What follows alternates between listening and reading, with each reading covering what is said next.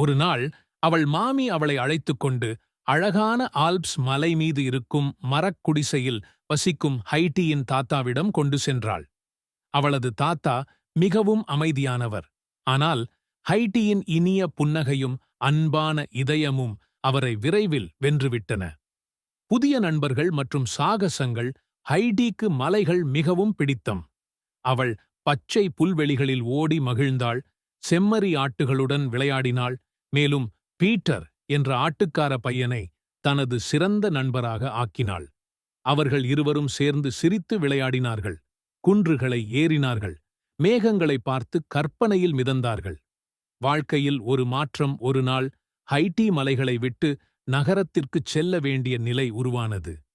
அங்கே சக்கர நாற்காலியில் இருந்த கிளாரா என்ற சிறுமிக்கு துணையாக இருப்பதற்காக ஹைடி சென்றாள். மலைகளை இழந்தும் ஹைடி தனது கனிவும் அன்பும் கொண்டு கிளாராவை மீண்டும் சிரிக்க வைத்தாள். கிளாரா மலைக்குச் செல்கிறாள். பிறகு ஒரு நாளில் கிளாரா ஹைட்டியை ஆல்ப்ஸ் மலையில் பார்வையிட வந்தாள்.